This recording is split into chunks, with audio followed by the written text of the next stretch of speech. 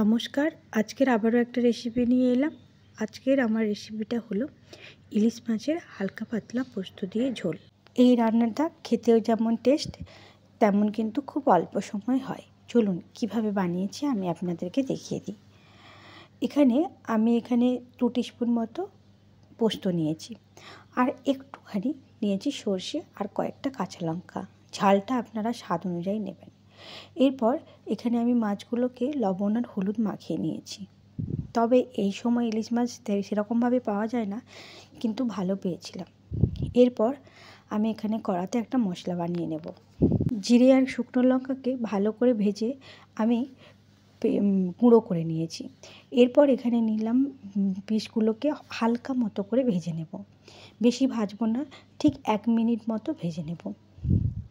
এবার মাছের পিসগুলো ভাজা হয়ে গেলে ওই তেলেই দিয়ে দেব একটু হাতে তুলে কালো জিরে।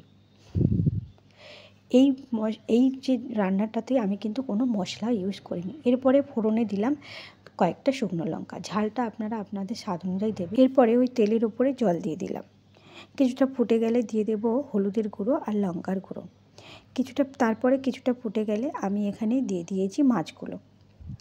বেশ কিছুটা সময় ফুটে যাওয়ার পরই এখানে আমি দেব মাছের পিসগুলো। ইলিশ মাছ বা ট্যাংরা মাছ, এইসব মাছগুলোতে আপনি যত মশলা কম দেবেন তত কিন্তু মাছের টেস্ট বোঝা যায়। এই রান্নাটাতে আমি কিন্তু কোনো মশলা ইউজ করিনি। এরপরে ফুটে গেছে, দেখুন মাছগুলো আমি দিয়ে দিলাম। কিছুটা ফুটে যাওয়ার পরে যেহেতু কাঁচা মাছ তাই সেদ্ধ করে নেব। এরপর এখানে দিয়ে দেবো যে পোস্তর জলটা করে রেখেছিলাম, ওই পোস্তর জলটা দিয়ে দেবো।